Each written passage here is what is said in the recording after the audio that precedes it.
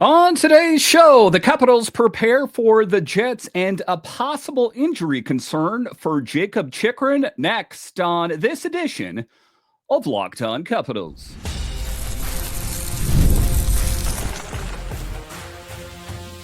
Your Locked On Capitals, your daily podcast on the Washington Capitals, part of the Locked On Podcast Network, your team every day. Well, hello and welcome into this edition of Locked On Capitals, part of the Locked On Podcast Network, your team every day. My name is Dan Holme. I've covered the Capitals for the last 3 seasons for Locked On and various other outlets before that. I'm also the host of the weekly show called The Capitals Minutecast, available wherever you find your podcasts. And as always, I want to thank you for making this your first listen of the day.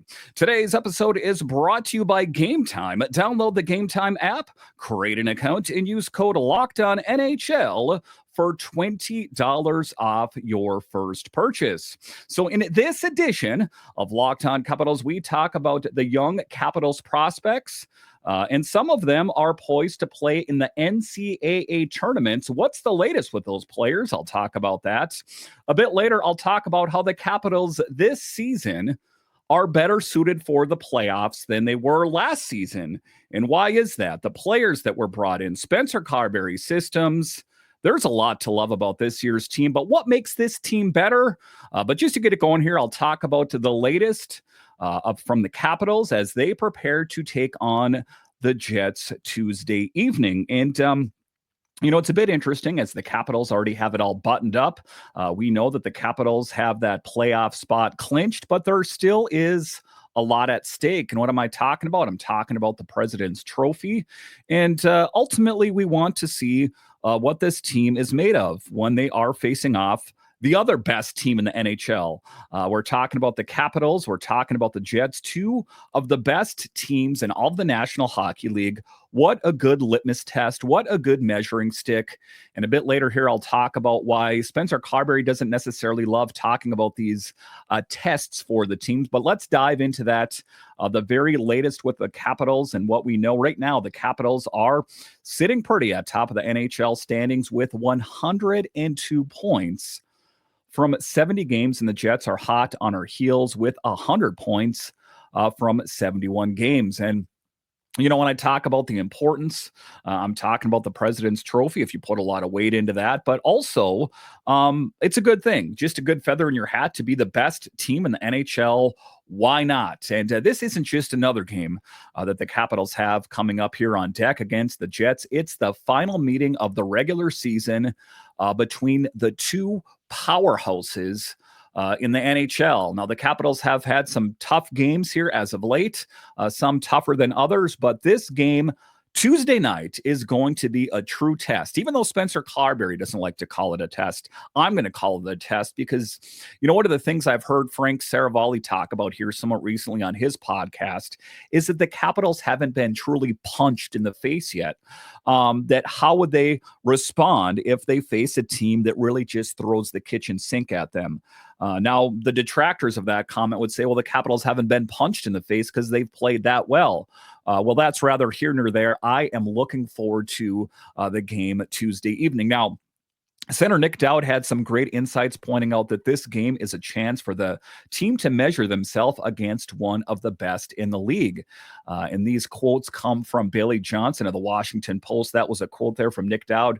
Now, I know Coach Spencer Carbery isn't the big fan of the term, quote, measuring stick, unquote, games, but he's acknowledged that we're in for a high level contest. And, what is that all about? Is I think that Spencer Carbery doesn't want to psych out the Capitals. Like, you guys better bring it. The Capitals will be so caught up in their head that they're not going to be able to play well. It's just go out there, concentrate on your game, and just know that you got this far playing some truly good teams that don't think about too much about who you're playing. Just go out there and play your game and good things will happen. And he's pretty confident the Capitals have already proven themselves as serious contenders this season. And we know that, but it's going to be interesting. Ostensibly, Connor Hellebuck will be in net. He is the front runner for the Vezina. So in that regard, it will be a good measuring stick as well. Can the Capitals find the back of the net with a Vezina caliber netminder? But let's not forget the last encounter on February, where the Jets snagged that 5-4 overtime win at Cap One. And that's what I'm talking about, that it hasn't been all smooth sailing. It's been, I'm going to go ahead and say, primarily smooth sailing for the Capitals this season. But this is a test I'm looking forward to. And Alex Ovechkin scored his 877th goal in that game, and he's now up to 888 for the Great Eight, just 7 away from the legendary Wayne Gretzky's record. Now, all things considered, this season, it's been incredible to watch, but we're hoping for, well, of course, a different outcome this time. And why is that? Especially with the Jets looking to bounce back from a recent loss to the Sabres. So that is definitely one of the things I've talked about in this show. Exemplified is that, a team that's playing its best, sometimes you can't judge them 100% that way. You can't also judge a team when they're playing some poor hockey. So you take a look at the Jets, who are one of the better teams in the NHL. They found a way to lose to the Sabres. And those darn Sabres, the Capitals have had a hard time against the Sabres as well. Even though the Sabres have no grand plans of doing anything this year, there still is a lot of raw talent there. Now, when you take a look at head-to-head statistics, the Capitals lead the league in scoring, averaging 3.66 goals per game. That's pretty impressive. Now, the Jets are right there too, ranked third with 3.45 goals per game. Now, on the defensive side of things, that has the Capitals been playing well, but the Jets as well. The Jets are the best, allowing only 2.38 goals per game, while we're not far behind at 2.54. And that's what I'm talking about. The defensive metrics, the scoring, that it is no surprise that the Capitals and the Jets are on top.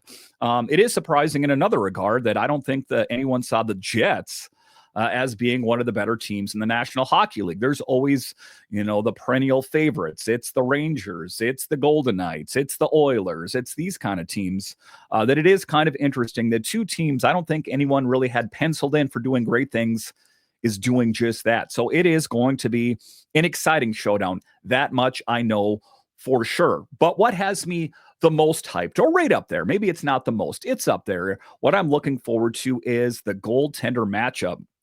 Of course, Connor Hellebuck will be in net for the Jets. At least that's how it's penciled out right now. He's got that .924 save percentage and a 2.06 goals against average. Given credit where credit is due, he is really good. But Logan Thompson is no slouch either. He will be between the pipes, a .917 save percentage and a 2.30 goals against. And all things considered, both have been solid this season, so it'll be interesting to see who comes out on top. So a lot of excitement. And you take a look at that tight match that is coming up here. Dowd also had some great comparisons, likening the Jets to the Florida Panthers with their strong systems, talented players, effective special teams, and, of course, solid goaltending. And to be clear here, someone pointed that out, but the Capitals have had good luck against Bob Vrosky as well, is that the Capitals faced off against Vanacek. It wasn't Bob this last time, but all things considered, I still think the Capitals would have won the game. Now, it is going to be a tight matchup. It'll be interesting to see how it all shakes out. But as the Capitals prepare for this one, Carbery knows how crucial it is for the team to perform under pressure. He emphasized that we need to thrive in the tough environments and adapt to those playoff situations, especially against a strong opponent like Winnipeg. That's a quote from Spencer Carbery there. Now, we've got to execute our game plan effectively no matter what adversity we face. And, of course, that is why I'm looking forward to this game. There's going to be some easy games in here as well. Make no mistake about it. This is the tougher one, as I talked about, that the Capitals take on the Jets tomorrow. They have the Wild, the Sabres, the Bruins, the Hurricanes, and the Blackhawks. So it'll be interesting to see how they close out the season here. The Jets is a tough one. The Sabres have been historically tough for the Capitals as well. So it'll definitely be something to keep an eye on.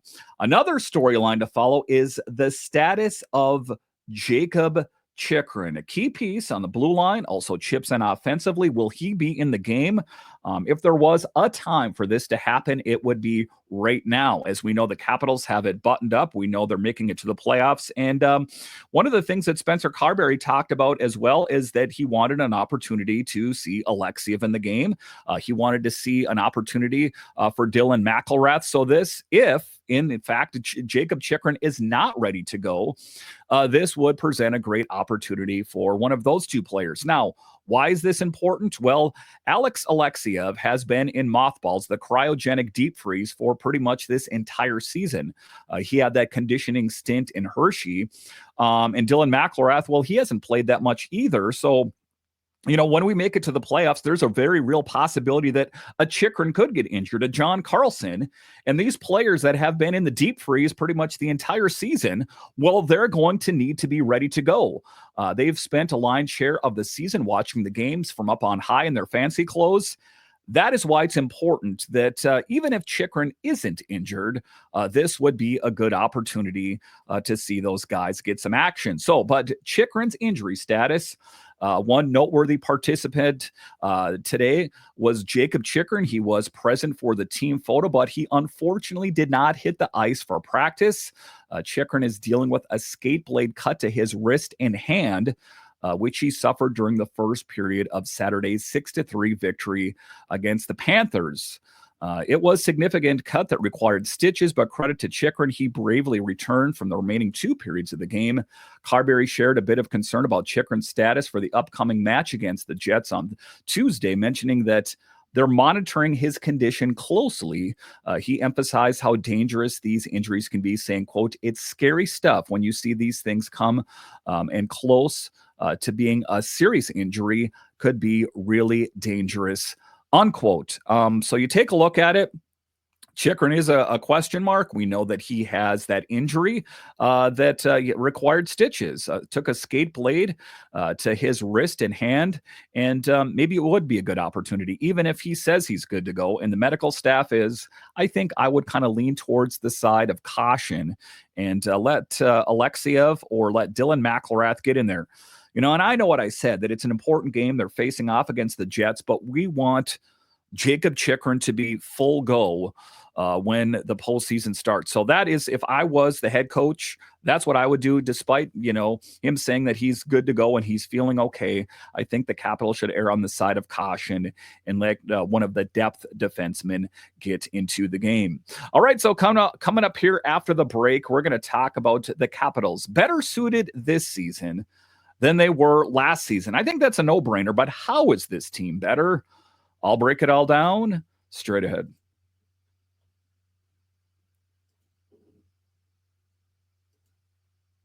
March Madness is here, and FanDuel is giving you the chance to get in on the action like never before. Right now, new customers can get $200 in bonus bets when your first $5 bet wins. That's $200 extra bucks to use on everything from buzzer beaters to Cinderella stories and even who's cutting down the nets. Now, I've got my eye on a few underdogs this year, and FanDuel makes it easy to get back on them with spreads, totals, and game props. And this March Madness is an exciting time of year. It seems like there's basketball on 24/7. So maybe you're not too knowledgeable about any of the teams, but you want vested interest. Open up the FanDuel app, put a little bit of money on these games. All of a sudden, they got that much more exciting. So visit FanDuel.com and get in on the college hoops all tournament long. Looking for a snack that's both delicious and nutritious? Crack into a good source of protein with Wonderful Pistachios. Wonderful Pistachios is one of the highest protein nuts. Each 1 ounce serving has 6 grams of protein, giving you over 10% of your daily value. Plus, they're packed with fiber and better for you unsaturated fats to help you keep feeling fuller longer. Now, personally, I love the no shells variety. It's the perfect grab and go snack for busy days, whether I'm snacking at my desk, on a road trip, or just need a protein boost. They're always my go-to snack. And if you love cracking open every shell for that satisfying crunch, the in-shell options are a classic favorite. So get snacking and get cracking with a snack that packs a protein punch. Visit wonderfulpistachios.com to learn more. All right, welcome back into this edition of Locked On Capitals, part of the Locked On Podcast Network, your team every day. You can find me over on Twitter. It's at DanCaps218. You can find the show on Twitter. It's at Locked On Caps. So in this next segment here, we're talking about the 24-25 Caps and what makes this team better suited for the playoffs than last year. If we remember last season here for a moment, I know it's something I don't really want to talk to, but the Capitals had to almost back into victory. It came down to the final game of the season, and well, what do you know? The Capitals got swept against the Rangers, and who was surprised? I'm not too surprised that in a lot of ways the Capitals were lucky to be in the playoffs at all. So what makes them better this season? Well, some of them are no-brainers. We know that the Capitals made some big moves, brought in Pierre-Luc Dubois, Chychrun, Radish, Roy, Logan Thompson, these kind of guys, but that's the easy answer. It's also the young players and the established players who have seen their careers take the next step forward. I'm talking Protas, McMichael, Wilson, Dylan Strome, these kind of guys that have grown by leaps and bounds. It's also the blue line with big additions of Roy and Chychrun that have been lights out. Sandin has taken his game to the next level. So there's a lot of different lines you could draw to why the Capitals are better.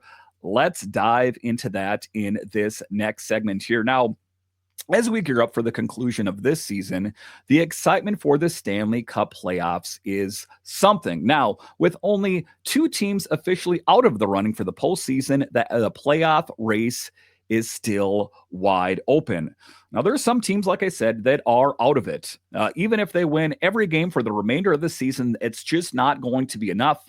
But it is still exciting for the other teams in the NHL. Now, if you are a fan of the NHL at large, just not the Capitals, it is an exciting time for hockey, the best time of year. Now, the Winnipeg Jets are inching closer to sealing their playoff spot, and while the Capitals have already punched their ticket, there are some teams that are looking to impress. But what has worked well for the Capitals is consistent playoff appearances that they've been tested. That maybe this roster per se with this lineup doesn't have a history in the playoffs. But if you take a look at the franchise of the Capitals, they have a long history of doing really great things. Now, this marks the Capitals' second consecutive trip to the playoffs and the 10th time in the last 11 years that we've found ourselves in the postseason mix. So that is why some people are like, oh, the Capitals got eliminated last year. You guys always make it to the playoffs. Yep, the Capitals generally do. But with that said, they've only had one opportunity, or they've actually only once successfully hoisted the Stanley Cup over their head. But the consistency has definitely set the bar high for the playoffs in DC. And, last season, like I said, the Capitals got swept in short order. This year, with what they've accomplished thus far, the bar is set much higher. That getting eliminated in the first round, well, that is not going to cut it. So from playoff hopefuls to cup contenders, making the playoffs is one thing, but being a real contender for the cup, that is something that's totally different. Remember last season's performance, the Capitals faced quite a bit of criticism after being swept in the first round, largely due to a disappointing goal differential, the worst in the National Hockey League. So I think that is why people were hesitant to label this team for greatness. And even though those people said, I never said anything, I got a box over there full of receipts from everyone that said the Capitals aren't going to do anything. So what happened? This turnaround season that I think even caught me by surprise. I'm going to be honest with you. I didn't see the Capitals doing this well. If you remember my prediction, if you watched, I picked the Capitals to finish in second place, which was still a lot better than some of my other Locked On hosts. But this has been a turnaround season. The Capitals have turned things around and are now among the top in the league, of course. But let's dive into two crucial factors that support our optimism for a Capitals victory, Stanley Cup victory, potentially in 2025. Offensive firepower. Remember how our offense struggled during last season's playoffs. Remember Alex Ovechkin at points that kind of looked disinterested, that the Capitals had a hard time generating any offense. So that is definitely something that I think will be a step forward for the Capitals this year. We were dead last in the Eastern Conference for goals per game. This year, though, well, it has been a change of fortunes for this team. We are currently leading the league in goals scored per game, sitting atop the overall points leaderboard and boasting the highest shooting percentage. And it is that this season with that really close-knit locker room that's getting it done. And it's impressive to see how we're converting at even strength as well, even though our power play is just meh. Average, if you will. Now, our advanced stats highlight that we're the only team averaging over 3 goals per 60 minutes, definitely a sign of potent offense. But one of the biggest upgrades, and I know that Charlie Lindgren was huge for the Capitals last season. One of the biggest, if not the biggest factor for the Capitals doing the unthinkable was making it to the playoffs was Charlie Lindgren lights out in net. But we knew that Darcy Kemper went out to LA, that we needed to fill that spot, and the Capitals traded for and acquired Logan Thompson. And another guy, the Capitals have exceeded expectations. Logan Thompson has exceeded expectations as well. You take a look at what he has done despite not being part of Vegas's championship run. His experience has been a game changer for us. That .917 save percentage, ranking high in various goaltending metrics, he's emerged as a Vezina candidate, second to Hellebuck in my estimation, and that is huge for our playoff aspirations. So strong goaltending is crucial for success. Thompson has been huge, but it isn't just that. It's Alex Ovechkin doing Alex Ovechkin stuff. Tom Wilson, 30-plus goals. You take a look at Pierre-Luc Dubois, who's been huge. Protus, Mick Michael. You put that all into a pot, put it in the oven for 350 degrees, and it smells like success. That is what the Capitals are cooking right now is success. They have to be careful not to burn it. And burn it is that they don't want to get overly confident. Let's concentrate on the task at hand.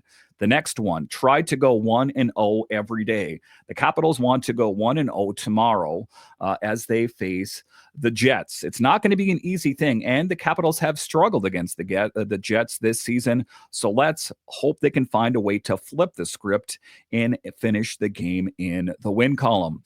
All right, so coming up here after the break, we'll talk about NCAA hopefuls in the tournaments. I'm talking some of the Capitals' premier prospects are headed for the tournaments. What's the latest? I'll discuss next.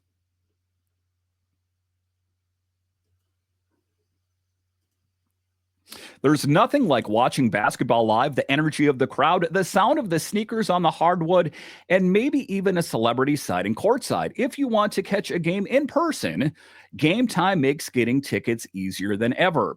Game Time has a new feature called the Game Time Picks. It filters out the fluff and shows you only the best deals on great seats, so you don't have to waste time scrolling through thousands of tickets. And that is the frustrating part, isn't it? The game that you want to go to, you're looking for tickets, but there's so many options. And if you find tickets, what is the view of the court or the playing surface going to be? Take the guesswork out of buying tickets with Game Time Picks. Download the Game Time app, create an account, and use code LOCKEDONNHL for $20 off your first purchase. Terms apply. Again, create an account and redeem code LOCKEDON NHL for $20 off. Download Game Time today. What time is it? Game time. All right, welcome back into this edition of Locked On Capitals, part of the Locked On Podcast Network, your team every day. The best way that you can help grow the show is to subscribe to Locked On Capitals on YouTube and comment anything down below. All right, in the closing segment here, we're talking about some of the Capitals' top prospects as they are poised to play in the NCAA tournaments. And what is the latest for these players? As we know that Ryan Leonard is scheduled tentatively to join the team as soon as Boston College either wins it all or gets eliminated in the playoffs. So let's do that. Today we're diving into the exciting announcement from the NCAA Men's Ice Hockey Committee regarding the 2025 NCAA tournament. 16 teams are set to compete, and among them we have 5 standout prospects from the Caps who will be vying for glory on different squads in this single elimination format. First and foremost, Ryan Leonard. Let's talk about him first, the 2023 first-round pick from Boston College. And what has he done? Leonard is stepping up into his sophomore season with the top-seeded Eagles, aiming for a second consecutive national title. That is why he decided to play one more season at BC. Now, after a tough 2-0 loss to Denver in last year's championship, he and his team are poised to face the Pioneers again in the regional final. And what is one of the things that we've noticed about Leonard? He's a lot better than he was last year, if you can believe it. I think that Boston College is one to circle. The 20-year-old winger is lighting up the scoreboard this season, leading the NCAA with 29 goals in 35 games. His incredible performance has also earned him the title of Hockey East Player of the Year and Conference Scoring Champion. Now, keeping an eye out, once the postseason wraps up, we're expecting Leonard to sign with the Caps. Of course, if you're an everydayer, I talk about it ad nauseum, especially with his potential cap hit factoring into the team's trade deadline strategy. A lot of people said, why didn't the Capitals do more? You know, they only went out and acquired Anthony Beauvillier, which, to be clear here, has been huge. In the back of their mind, they knew they had Ryan Leonard on deck waiting to join this team.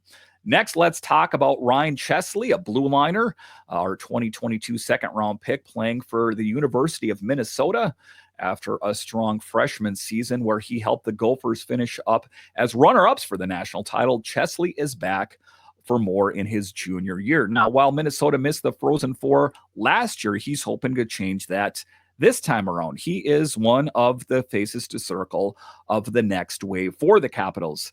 This 21-year-old defenseman has been solid, racking up 20 points, 8 goals, and 12 assists in just 39 games. So definitely a player to circle for the Capitals. You know, we talk about how great the team is, present day, the future. Let me tell you, it is going to be stunning. The next player I'm going to talk about is Cole Hutson, making waves again.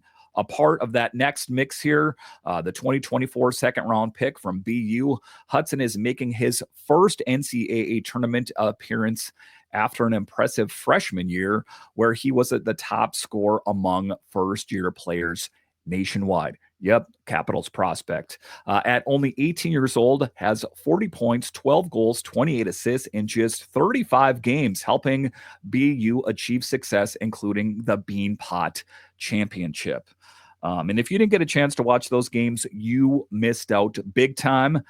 His outstanding play earned him the MVP of the tournament as well as the Hockey East Rookie of the Year. Getting her done. Another player just to keep an eye on is Brent Johnson. Moving to Brent Johnson, the 2021 third-round pick from Ohio State after transferring from North Dakota last year. Johnson is looking to make an impact in his season with the Buckeyes. Unfortunately, he hasn't reached the Frozen Four in his college year yet, but the 22-year-old defenseman has put together a decent season with 13 points, 5 goals, 8 assists in 37 games. Now to wrap it up here, David Gucciardi aiming for redemption. We'll talk about him, the 2022 seventh-round pick from Michigan State. Gucciardi's Spartans are hoping for redemption this year after being eliminated by the rivals, the Michigan Wolverines, in the regional game last season. At 22 years old, he's put up 16 points, 6 goals, 10 assists in 36 games. So excitement. Of course, the Capitals killing it. The Hershey Bears killing it. The NCAA tournaments, just, go ahead and just pencil yourself in for not doing a whole lot. If you're a hockey fan, between what's going on in the NCAA, what's going on with the Capitals, with the Hershey Bears, just go ahead and push all that aside till about midsummer. And because this is the peak season for hockey action. Now, the tournament kicks off March 27th at 2 p.m., where the Boston University will face off against Johnson, Ohio State. The regional finals will conclude by March 30th, and we've got the Frozen Four coming up at the Enterprise Center in St. Louis, Missouri on April 10th and 12th. So to all the people saying, when is Ryan Leonard going to join the Capitals? That's your answer. They're poised to be, they are, as a matter of fact, in the NCAA tournaments. If they win it all, that's when it'll be, or whenever they're eliminated. I guess it's up to how well Boston College plays. That is when it very well be Ryan Leonard time with the Capitals. A lot of excitement, but before that, a lot of great hockey to watch at the NCAA level.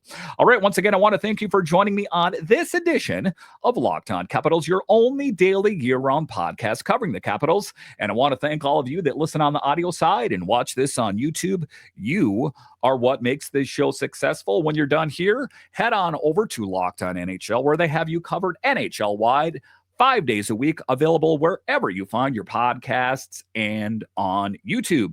All right, once again, I want to thank you for joining me on this edition of Locked On Capitals, part of the Locked On Podcast Network. It is your team every day.